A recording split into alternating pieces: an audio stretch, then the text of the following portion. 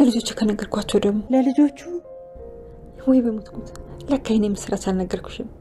ከአመታት በፊት የጠፋብኝ ልጄን እኮ አገኘሁት። እውነት? የምርሽ ነው ገኒ? አዎ። ይህን የመሰለ ወሬ እያለ ገንዬ በጣም ደስ ብሎኛል የእውነት። እሺ በኃይሉ ለዚህ ዜናማ ብዙ መክፈል ሳይጠበቅብህ አይቀርም።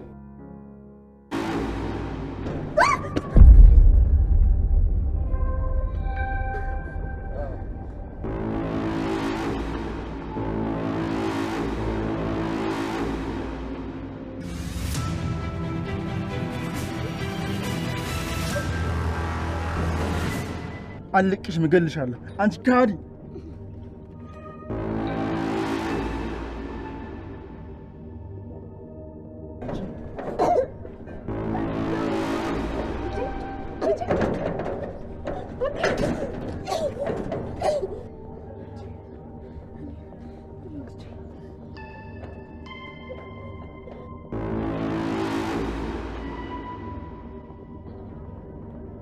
ሳሚ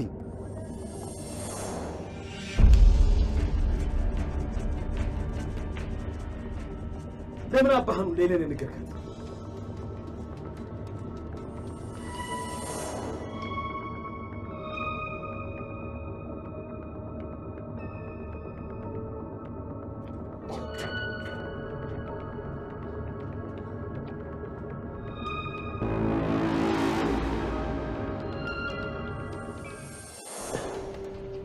ከእናቱ ጋር ተዳጣላችሁ። ስለባብ ሳውቅ ደግሞ ይገድላል። ያኔ ምን እንደምታደርግ እናያለን።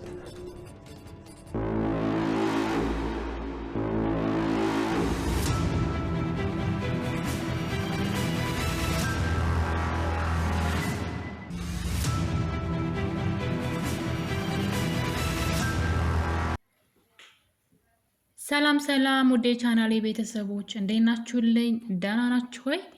አደራ ተወዳጁ አደራ ድራማ በክፍል 36 ላይ እንግዲህ የአቶ በኃይሉ ሚስጥሮች አንድ በአንድ አሁን ላይ ሊወጡ ነው። ሳሚን አግቶ ሲያሰቃየው እንደነበረ እንግዲህ ሁላችንም አይተናል። ሳሚን በተሳሳተ መረጃ ነበረ አስሮ ሲያሰቃየው የነበረው። ይሄ ሁሉ እንግዲህ የቃል ተንኮል ነው። ቃል ከአቶ በኃይሉ ቁጣ ለመዳን ብላ እንግዲህ ውሸቷን ሁሉ ወደ ሳሚ አላካለች። በነገራችን ላይ ለቃል ከአቶ በኃይሉ በላይ ሳሚ ሊያስፈራት ይገባ ነበረ። መቼም በኃይሉ የሆነ ነገር አድርጎ ከኔ ያርቀዋን ብላ ስላሰበች ያልተጻፈ አንብባ እንግዲህ ራሷን ችግር ውስጥ ከታለች። ሳሚን ለቀናቶች እንግዲህ አግቶ ሲያሰቃየው ነበር አቶ በኃይሉ ምንም ሳያደርገው። ነገር ግን አቶ በኃይሉ በታሰረበት ጊዜ ሳሚ አንድ ነገር አድርጎ ነበረ። እሱም እንግዲህ ለዳግም እናትህ ወይዘሮ ገነት ትክክለኛ እናትህ ናት፣ የብሌን አሳዳጊ አንተ እናት ናት ብሎ ነግሮት ነበረ። እናም እንግዲህ በዚህ የተነሳ አቶ በኃይሉ ሲፈታ ይህን ነገር ካወቀ እኔ የሚያልቅልኛን እያለ በፍርሃት ሲጠብቅ ነበረ። ነገር ግን ባላሰበው እንግዲህ ሆን ብሎ ሳሚ ኃይለኛ እንደሆነ ስላወቀ አቶ በኃይሉ በፍቅር ቀርቦ አቶ በኃይሉ እንግዲህ ሳሚን ሲያሰቃየው ከርሟል። ቃል ይህን ነገር ማን ነው ለሄለን ሚስጥሩን ሁሉ የተናገረው ብሎ ሲነግራት ሲጠይቃት ይህን ሚስጥር እንግዲህ ከኔና ካንተ ከሳሚ ውጭ ማንም ሰው አያውቅም፣ ስለዚህ ይህን ሚስጥር ሊናገር የሚችለው ሳሚ ነው በማለት ነገሩን ሁሉ ሳሚ ላይ ቆልላለች። በዛ የተነሳም አቶ በኃይሉ ሳያጣራ ሳሚን አግቶ አሰቃይቶታል።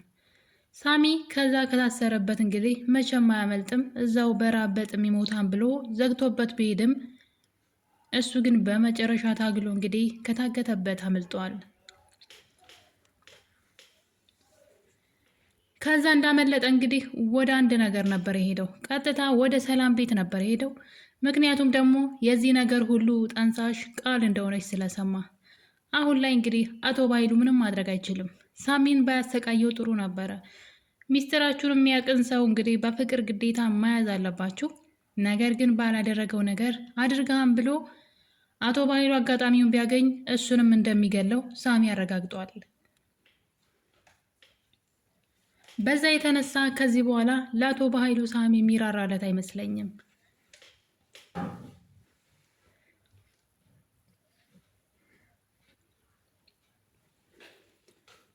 ሌላው ደግሞ እንግዲህ የዳግምን አባት አቶ በኃይሉ ነበር የገደለው እና ይሄን ነገር እናትየዋ እስከዛሬ እያወቀች እንዴት እሱነቱን እንዳለየችው ባላውቅም አቶ በኃይሉ በጣም መጥፎነቱ እንግዲህ ያላደረገው ነገር የለም። በዙሪያው ያሉ ሰዎችን ህይወት በሙሉ ስልጣኑን ተጠቅሞ ህይወታቸውን አበላሽቷል። ከዳግም እስከ ሳሚ፣ ከብሌን እስከ ሰላም የገዛቱን ሳይቀር እንግዲህ ሁሉም ሰው ህይወት ላይ ሲጫወት የኖረ ሰው ነው። በጣም ወንጀለኛ። ከምንም በላይ ግን በጣም የሚያስጠላው ነገር የወይዘሮ ገነት ጎረቤት እንግዲህ እንደምታዩት ወይዘሮ ገነትን ምስጢሮቿን እያወጣጣቻት ትገኛለች። ወይዘሮ ገነት ደግሞ ለምን እንደማትጠነቀቅ ባላውቅም የምታስበውን ሁሉ ለሴትዋ እየነገረቻት ትገኛለች። አቶ በኃይሉ ጠቀም ያለ ገንዘብ በመስጠት እንድትሰልልለት ቀጥሯታል።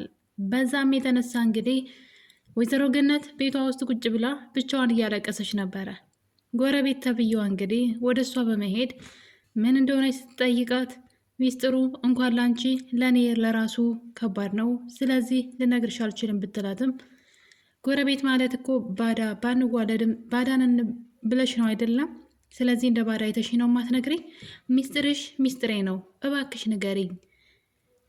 ለእኔ ብትነግሪኝ ሚስጥሩን ይቀልልሻል አንቺም፣ ስለዚህ ለእኔ አካፍኝ እያለች በጉጉት ልትሞት ነበር። እንግዲህ እሷ ደግሞ በጣም አደገኛና ከባድ ነገር ነው ስትላት ጎረቤቷ አንድ ነገር አሰበች። ምን አይነት ሚስጥር ቢሆን ነው? በጣም ጓጓሁኝ። ይሄ ሚስጥርማ ደህና ገንዘብ ከባኃይሉ ያወጣልኛል አለች። ሂሳብ እየሰራች ነበረ። ይህ አደገኛ ሚስጥር ካወቅኩኝ አቶ በኃይሉን በገንዘብ እለውጠዋለሁ እያለች እንደምታዩት በጥርሷ ፈገግ እያለች ሴትዋን ለመውጣጣት እየሞከረች ትገኛለች። ወይዘሮ ገነትም እንግዲህ በጣም ስለጨቀጨቀቻት ሚስጥሯን ልታወራት ተገዳለች። እናም እንግዲህ ባለቤቴን የገደለውን ሰው አወቅኩት፣ አገኘሁት ትላታለች። ከዛ እንግዲህ በመቸኮል ቶሎ ወሬው እንድትነግራት ማን ነው ብላ ስትላት በኃይሉ ስትል በኃይሉ ብላ በመጮህ እንግዲህ የሆነ ሰላይ እንደሆነች እና የሆነ ለተንኮል እንደቀረበቻት በራሷ ጊዜ እንግዲህ ራሷን ስታጋልጥ እያየን ነው ጎረቤትየዋ። እናም የሰማችው ሚስጥር በጣም አደገኛ ነው። አሁን ላይ አቶ በኃይሉ ወይዘሮ ገነት ሚስጥሩን እንዳወቀች ካወቀ ቀጥታ ሊገላት ነው የሚፈልገው። ይቺ ጎረቤትየዋ ደግሞ ለገንዘብ ብላ እንግዲህ ጎረቤቷን ልታስገድላት ወይም ደግሞ የገነትን ጉዳት ላይ ልትጥላት ትችላለች።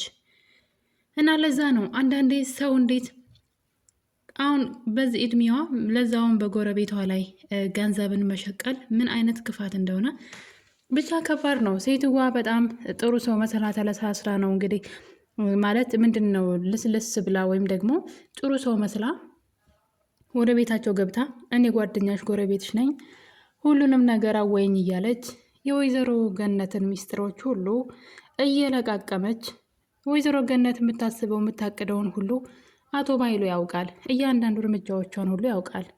ይቺ ሴት እንግዲህ ወይዘሮ ገነት የሆነ ነገር አልናገርም አላደርግም ብትላት ራሱ ልታስገድዳትም ትችላለች ከዚህ በኋላ በጉልበት። ለምን? የገቢ ምንጯ ናት። አቶ በኃይሉ ቀጥሯታል። አንቺ መረጃ ስታመጪ እኔ ጠቀም ያለ ገንዘብ ሰጥሻለሁ ብሏታል። እምነቷን በገንዘብ የለወጠችው ጎረቤት እንግዲህ አቶ በኃይሉ የዳግም አባት ገዳይ ወይም ደግሞ የወይዘሮ ገነት ባል ገዳይ እንደሆነ ከወይዘሮ ገነት አንደበት ሰምታለች። እሷም እንግዲህ አወቅኩትኝ ያለችውን አቶ በኃይሉን ስትነግራት ይቺ ሴት እንዴት ብዬ ነው ይህንን ነገር እንግዲህ ለበኃይሉ ነግሬ ገንዘብ ማገኝበት እያለች ነው። በኃይሉ አሁን ላይ ዙሪያውን ተከቧል። ሳሚ ከታሰረበት ካገተበት ወጥቷል። በዚህ በኩል ደግሞ ሳሚ ቃልን አንቋት ነበረ ሰላም የደረሰችው። ምክንያቱ ምንድን ነው መባሉ አይቀርም። ዳግም የአባቱ ገዳይ አቶ በኃይሉ እንደሆነ ሳሚ ሊናገር ይችላል። ምክንያቱም ይሄን ሚስጥር ሳሚ ያውቃል። አሁን ላይ ድብልቅልቅ ብሏል። በእርግጥ አቶ በኃይሉ ከህግ በላይ ሆኗል። ለዛም ነው የሰራው ወንጀል ሁሉ ከእስር ቤት ያስፈታው እንጂ እስር ቤት የሚወጣ ሰው አልነበረም። ቃልም ለዛ ነበር ደፍራ አቶ በኃይሉን ያሳሰረችው። ነገር ግን እንደምታዩት በገንዘቡ እንግዲህ ከእስር ቤት ወጥቶ አምልጧን ማለት ነው። እና እንግዲህ እንደዚህ አይነት ሰዎች ሀይባይ እና ተቆጣጣሪ ከሌላቸው ገና የብዙ ሰዎችን ህይወት ያበላሻሉ። ልክ እንደ በኃይሉ ዳግምን ብዙ ነገር ነው ያሳጣው። በኃይሉ አንድ ነገር አይደለም፣ በጣም ከባድ ነው። አባቱን ገሎበታል። እሱን ከእናቱ ነጥሎ አኑሮታል። ለዘመናት እናቱን አሰቃይቶበታል። ብሌንን ደግሞ ይወዳታል። ታዲያ በኃይሉ ደግሞ የብሌን አጎት ነው። ብሌን አጎቷ እናቷ ሰላም እንደሆነች ስታውቅ አቶ በኃይሉ አጎቷ ነው ማለት ነው። ዳግም ምን ሊያደርግ ነው? አቶ በኃይሉ ሊበቀል ነው ወይስ ዝም ብሎ ለፍቅር ብሎ ሊተው ነው? በጣም አጓጊ ነው። ነገር ግን በኃይሉ አሁን ላይ የደባበቀው ሚስጥር ሁሉ እየወጣበት ያለ ይመስለኛል። ሚስጥራቸው ብዙ ሰው ጋር ከመድረሱ የተነሳ በዙሪያቸው ያለ ሰው ሁሉ ሚስጥራቸውን ያውቃል። አቶ በኃይሉ እቅዱ ሁሉ እንዳሰበው እየሄደ አይደለም። እናም እንግዲህ ሳሚ ቃልን በሩን በማንኳኳት ቃል የዚህ ቤት ልጅ ለስሙ እኔ ነኝ፣ ነገር ግን እንደ ሰራተኛ በር መከፍተው እኔ ነኝ እያለ እያማረረች እንግዲህ እዛ ቤት ለምን እንደገባች ረስተው ራሷን የዛ ቤት ልጅ አድርጋ ነው እንግዲህ የምትቆጥረው። በዛም የተነሳ እንግዲህ በሩን ስትከፍት ሳሚ ነበረ። እሱም አንጠልጥሎ ከግቢያ ወጥቶ እንግዲህ አንቆ ሰቅሎ ለምን ለበኃይሉ እንደዚህ ተናገርሽ ብሎ ሲያሰቃያት እያየን ነው። ነገር ግን ድንገት ሰላም ደርሳለች። አፍንጫዋን መቷት ስለነበረ አፍንጫዋ እየደማ ነው። ስለዚህ ሰላም ልጁን በቀላሉ አትተወውም ማለት ነው። እስከ መክሰስ ድረስ ትሄዳለች። ያ ደግሞ እንግዲህ የነቃል ሚስጥር ይወጣል። ሳሚን ከዚህ በኋላ ሳሚ አቶ በኃይሉን አይራራለትም። ምክንያቱም ደግሞ ልክ እጁ ሲገባ እንደሚገለው ያውቃል፣ ሚስጥሩ እንዳያወጣበት። ስለዚህ ከዚህ በኋላ በኃይሉን ያሳድደዋል ማለት ነው። በኃይሉ ሳሚ መቼም ከዛ ያመልጥም ብሎ ብዙ ነገር አድርጎ ነበረ። የማያውቀው ሚስጥር የለም ስለ በኃይሉ። እርግጠኛ ነኝ ለብሌንም እንግዲህ ሰላም እናቷ እንደሆነችና በኃይሉ እንደሆነ እንደዚህ ያደረገው ሁሉንም ነገር ሊናገር ይችላል።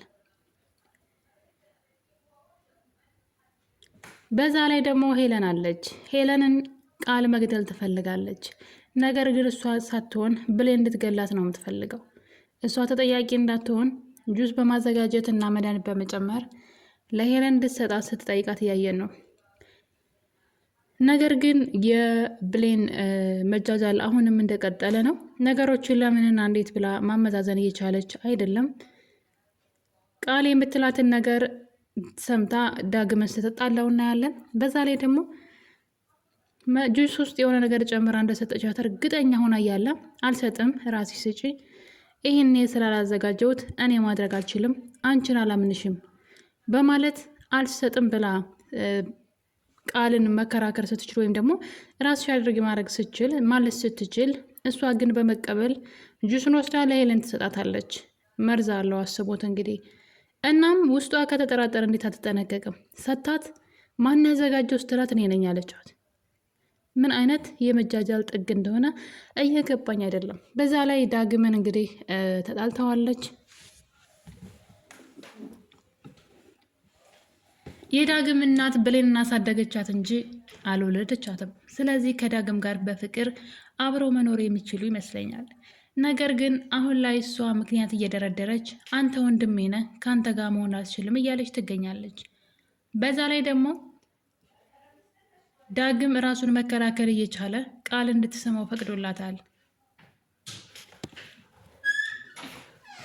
በመጨረሻም እንግዲህ እሷ ከዚህ ቀደም ከቃል ክላስ የሆነ እቃ ለማምጣት አንተ ደግሞ እዚህ በፍቅር ሙድ እያጫወትክ እዚህ አቆይልኝ ብለው ሁለቱ ተነጋግረው እንግዲህ ወደ ቃል መኝታ ቤት ገብታ ነበረ። ያም እንግዲህ ለሳሚ የሚሰጡት አንድ ፍላሽ ነበር። እዛ ውስጥ በጣም ብዙ ሚስጥሮች አሉ። የበኃይሉ ብቻ ሳይሆን የሳሚ ሚስጥር ነበረ እና እሱን እንግዲህ ተመካክረው ነው ያደረጉት። ነገር ግን ቃል በሰዓቱ ያን አጋጣሚ በመጠቀም እንግዲህ ዳግምን ስትስመው እያየን ነው። ልጁ ራሱን መከልከል ይችል ነበረ። ሆን ብሎ ነው እንደዛ ያደረገው ሲጀመር እና በሌሎች ነገሮችን እያወራ ጊዜው እንዲሄድና እንዲራዘም ማድረግ እየቻለ ስትስመው ዝም ብሎ አያት። ስለዚህ አሁን ላይ ማስተባበል አይችልም። ፈልጎ ነው የተሳመው ማለት ይቻላል። ራሱን ሲከላከል አላየንም። ወይም ደግሞ ቆይ ማለት ይችል ነበር። ዋናው ነገር ብሌንን እዛ እስክትወጣ ድረስ ጊዜ መግዛት ነበረ ዋናው ዓላማ። እሱ ግን እሷ እላፊ እስክትሄድ ድረስ እንግዲህ ዝም ሲላት አይተናል። በዛ የተነሳ ቀን ጠብቃ ቃል ተበቅለዋለች። እንግዲህ የዛን ቀን እንደ ሳማት ለብሌን ነግራታለች።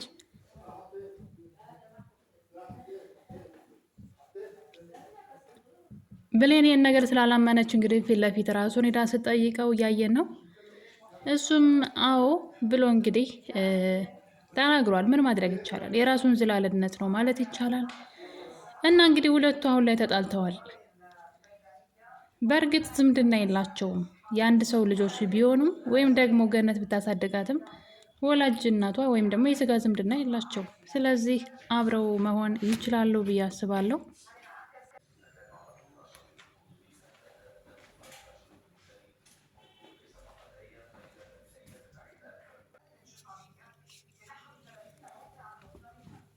አሁን ላይ እንግዲህ ብሌን እናቷን ወደ ማወቁ ደረጃ የደረሰች ይመስለኛል። በዛ ላይ የምታውቃቸው ሚስጥሮች ደግሞ መናገር አለባት። ከዚህ በላይ መደበቅ የለባትም። የገዛ ወንድሟ አቶ በኃይሉ ሰላምን መጉዳት እንደሚፈልግ ነገሩን እውነቱን መናገር አለባት።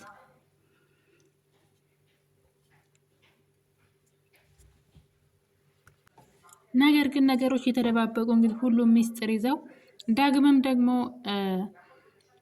ስለ አልማዝ የሚያውቀውን ነገር መናገር አለበት። አልማዝ በህይወት እንዳለች እና